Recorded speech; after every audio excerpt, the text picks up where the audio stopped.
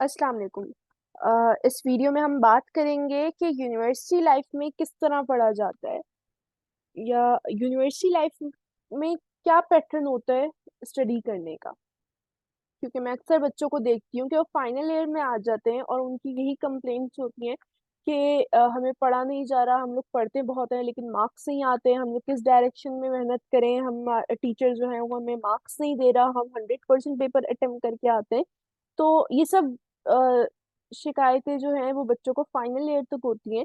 लेकिन मुझे ऐसा लगता है कि ये मैक्सिमम आपको थर्ड या फोर्थ सेमेस्टर तक होनी चाहिए। उसके बाद आपको पढ़ने का तरीका आ जाना चाहिए। तो आज हम इस चीज को देखेंगे कि क्या की पॉइंट्स हैं जिनमें हमें जो है वो यूनिवर्सिटी लाइफ में पढ़ने में हमें हेल्प कर सकते हैं।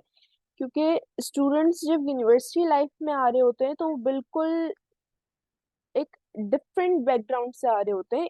कॉलेज लाइफ में इंटर तक पढ़ाने का और पढ़ने का पैटर्न बिल्कुल अलग होता है, और यूनिवर्सिटी लाइफ में पढ़ने और पढ़ाने दोनों का पैटर्न बिल्कुल अलग होता है।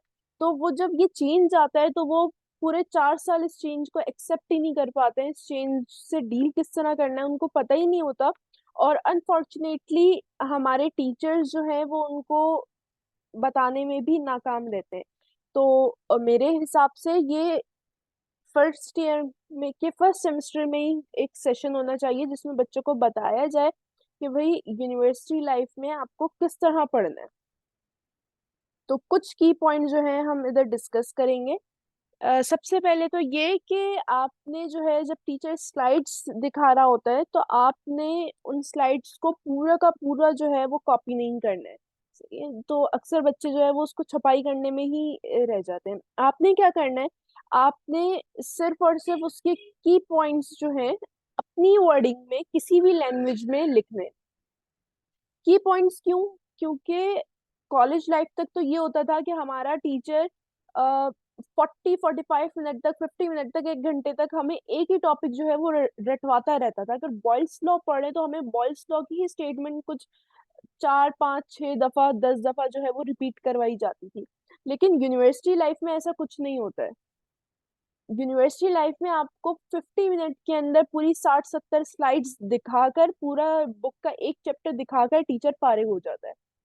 तो इसलिए आपने क्या करना है, आपने कोशिश करनी है कि ज्यादा से ज्यादा जो टीचर बोल रहा है वो आप सुने, क्योंकि वो पेपर उसी चीज में से देगा। तो वो सुने, और आपको पूरी की पूरी स्टोरीज लिखने की जरूरत नहीं है क्योंकि आपके पास इतना टाइम भी नहीं होगा। अगर आप एक पॉइंट को पूरे वर्डिंग्स में लिखोगे तो दूसरा पॉइंट आपके आप नहीं सुन पाओगे, और तीसरा पॉइंट फिर आपको समझ भी नहीं आएगा। सही है? तो आपने क्या करना है, आपने हर जो टीचर की पॉइंट लेक्चर दे रहा है उसमें आपको जो की पॉइंट लग रहा है उसको अपनी वर्डिंग में लिख लो। इसके अलावा आपने क्या करना है कि कुछ लिमिटेड सोर्सेज जो है वो देखने रीडिंग के।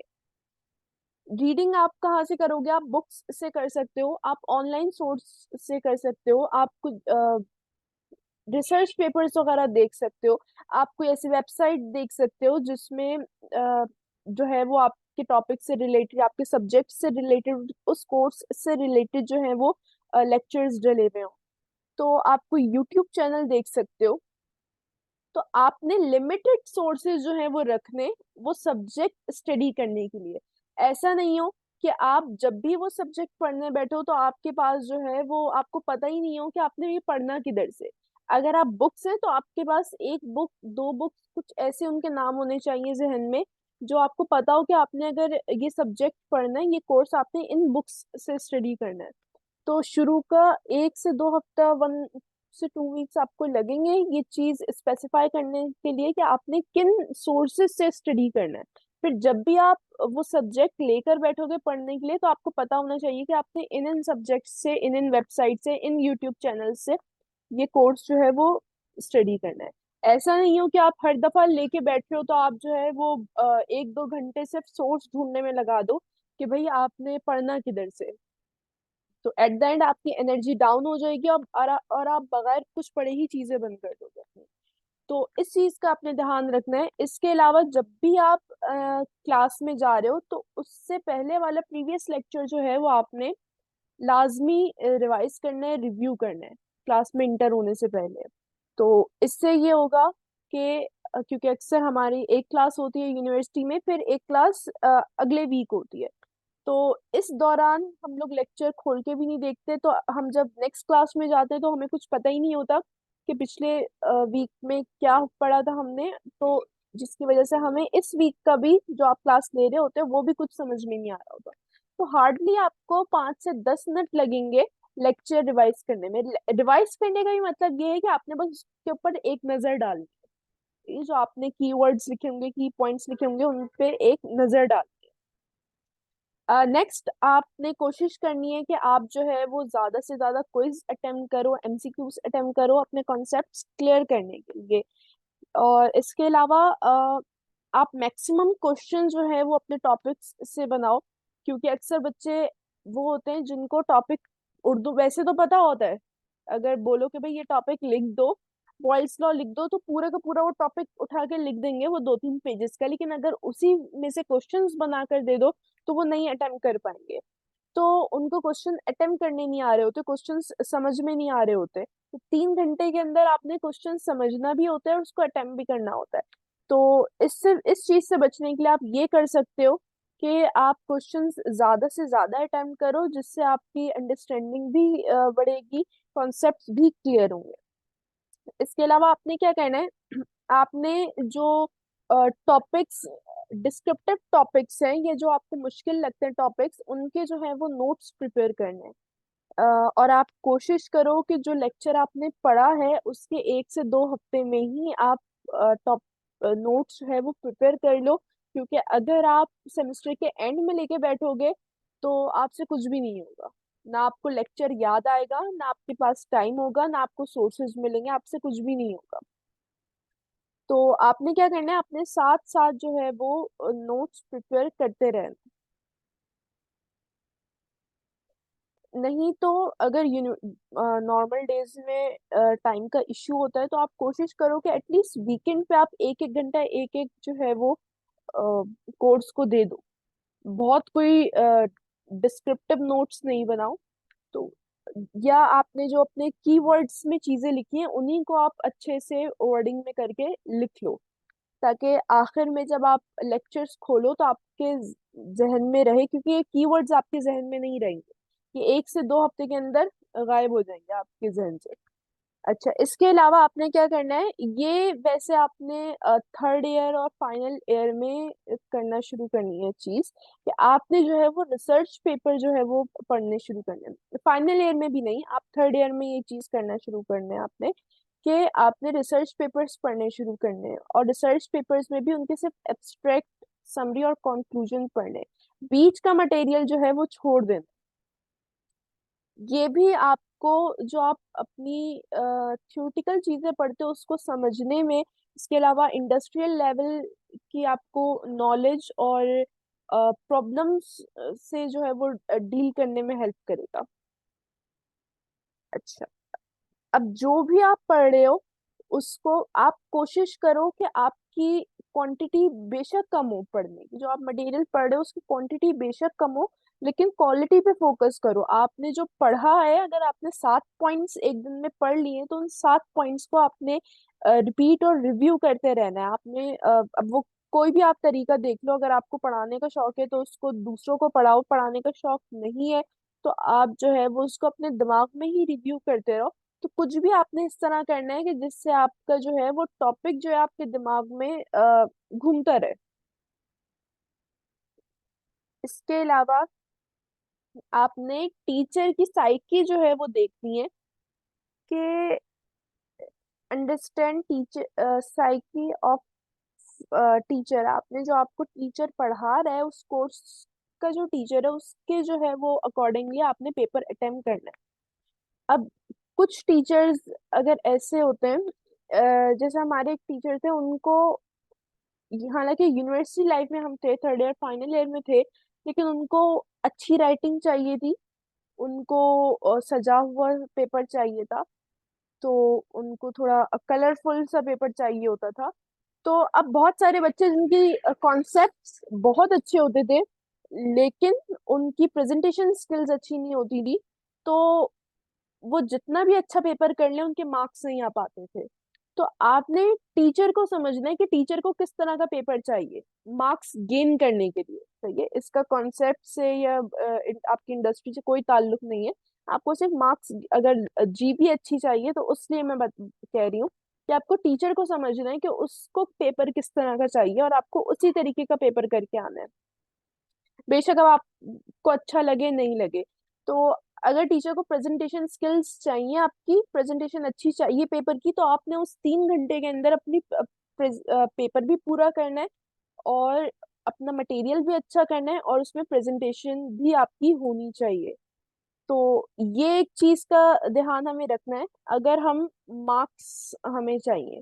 तो अगर कॉन्सेप्ट्स का इससे कोई ताल्लुक नहीं है कि आपको टीचर को समझना है, तो मार्क्स अगर आपको चाहिए तो आपको इस चीज का ध्यान रखना पड़ेगा, क्योंकि मार्क्स आपको टीचर ने ही देना है। अब वो प्रेजेंटेशन स्किल आपने किस तरह अच्छी करनी है वो आप पे डिपेंड कर रहा होता है।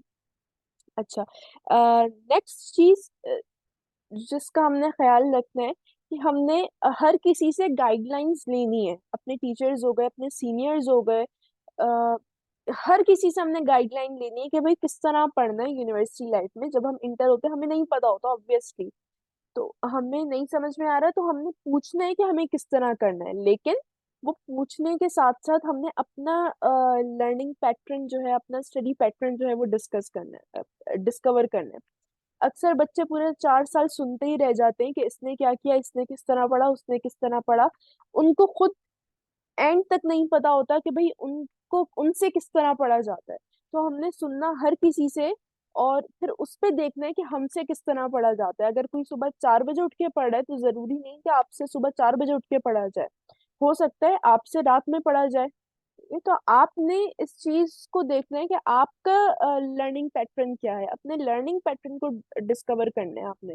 दूसरों से पूरे 4 साल पूछते नहीं रह जाना कि भाई तुमने किस तरह पढ़ा था, मैं किस तरह पढ़ूं, ये सब कुछ। नेक्स्ट, आपने अपना 100% देना है। तो अक्सर बच्चे, अब ये 100% का मतलब वाकई में 100% ही है। कुछ बच्चे क्या कर रहे होते हैं, उनको एंड तक शिकायतें रहती हैं कि भाई टीचर ने हमें मार्क्स नहीं दिए या हमारे मार्क्स नहीं आ रहे, हम पढ़ते बहुत हैं। अगर बहुत पढ़ते हैं तो मार्क्स आ जाने चाहिए, लेकिन अगर नहीं आ रहे इसका मतलब आप अभी भी अपना 100% नहीं दे रहे हो।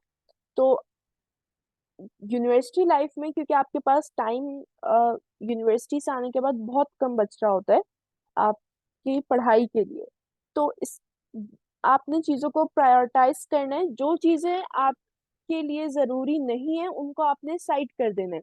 अगर सोशल मीडिया में फेसबुक, व्हाट्सएप वगैरह ये सब चीजें आपके लिए जरूरी नहीं है तो इन अकाउंट्स को अपने डीएक्टिवेट कर दें। और अगर जरूरी है, जितने टाइम के लिए जरूरी है उस पर टाइमर लगाएं कि इतना आपने जो है वो यूज करना है।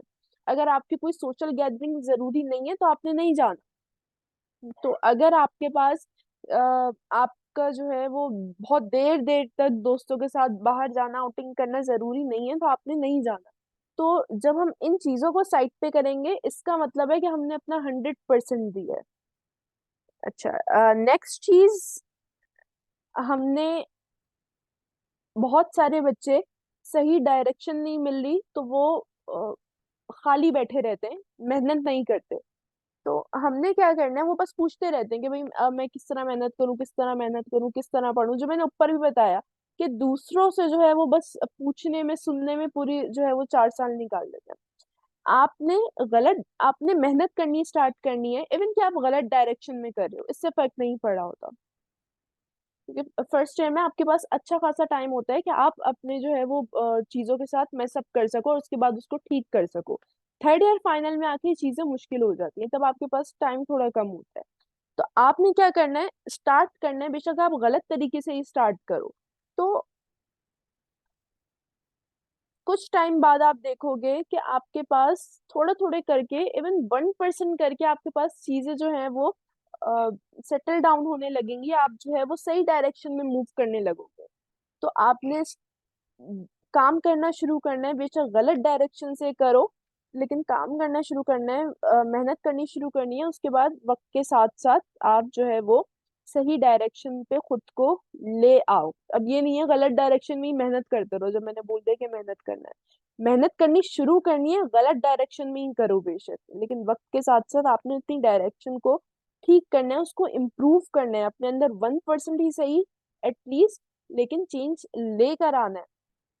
और एक पॉइंट, ये लास्ट पॉइंट, कि आपने, अगर आप खुद में प्रोग्रेस नहीं देख रहे हो, तो हम क्या करते हैं, हम अगर यूनिवर्सिटी के फर्स्ट सेमेस्टर में है और हमें नया नया जोश चढ़े पढ़ने का, तो हम एक दो दिन पढ़ते हैं, उसके बाद हमें कोई प्रोग्रेस नहीं दिख रही होती है, या क्लास में दूसरा बच्चा जवाब दे रहा होता है, तो हम मोस्टली, टॉपर्स भी अगर हो तो वो फ्रस्ट्रेट हो जाते हैं, डिप्रेस हो जाते हैं। तो हमने इस चीज को थोड़ा अवॉइड रखना है, खुद का कंपैरिजन खुद से ही करना है, और अगर हमारे अंदर 1% प्रोग्रेस बन रही है, हम 1% प्रोग्रेस करें, तो हमने उसमें भी खुश रहना है। और हमें नहीं पता चलेगा, लेकिन एट द एंड ये चीज हमारी कंपाउंड इफेक्ट क्रिएट करेगी। तो हमने कोशिश करनी है कि हम बहुत मेजर चेंज की बात ना करें, हम 1% चेंज की बात करें। अगर हमें सेकंड सेमेस्टर में सेकंड ईयर में होश आ रहा है कि यार हमने तो पढ़ना ही शुरू नहीं किया, तो हम तब से ही पढ़ना शुरू करें। अगर हमें 8 सेमेस्टर में होश आ रहा है कि भाई अब हमें पढ़ना चाहिए, तो हम 8 सेमेस्टर में ही शुरू करें। तो अगर हम डेली 1% भी इम्प्रूव करेंगे, प्रोग्रेस लेकर आएंगे अपने लर्निंग एटीट्यूड में, तो हमारे लिए वो भी at the end compound effect create करेगा।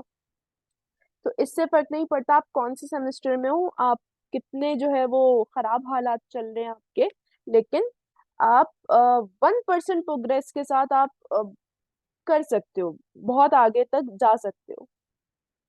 तो ये कुछ बातें थी जो कि मुझे लगता था कि जब बच्चा कॉलेज लाइफ से यूनिवर्सिटी लाइफ में जाता है, तो उसको ये कुछ बेसिक बातें वो पता होनी चाहिए।